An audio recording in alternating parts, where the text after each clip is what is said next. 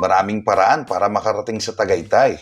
At gaya namang rutang yan, ganon din ang kwento na pinagmulan ng lungsod. May alamat, may topografiya, at may kasaysayan. Isa-isahin nga natin.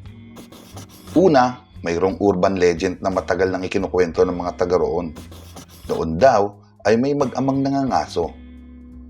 Sa kasamaang palad ay biglang umatake ang baboy ramo at sa takot ng anak para sa buhay ng kanyang ama, napasigaw siya ng Tagaytay! Yung sigaw daw na yon ay umalingaw-ngaw sa lambak at kagubatan. Narinig ito ng mga mangangahoy, mangangaso at mga kaingero. Paulit-ulit itong pinag-usapan ng mga tao. Hanggang sa yung lugar kung saan nagmula ang sigaw, tinawag nila itong Tagaytay. At sa paglipas ng panahon, nag-evolve ito sa bigkas at baybay na kilala natin ngayong bilang Tagaytay. Pero may isa pang kwento na nakaugat naman sa mismong topografiya ng lugar.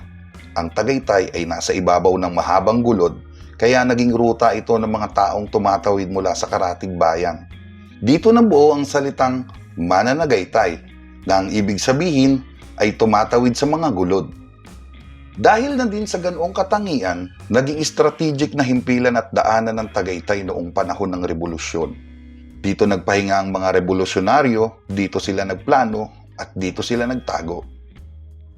Matapos ang digmaan, taglay pa rin ng Tagaytay ang natural nitong ganda.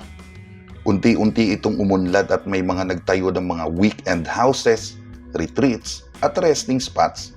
Naging automatic getaway ito para sa mga karatig probinsya at Kalakhang, Maynila.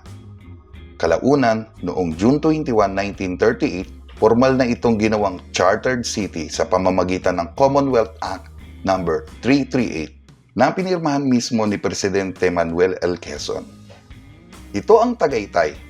Kung nakapunta ka na o balak mong pumunta, bilang isang mananagaytay, marami ka pang kwentong matutuklasan at may babahagi dito.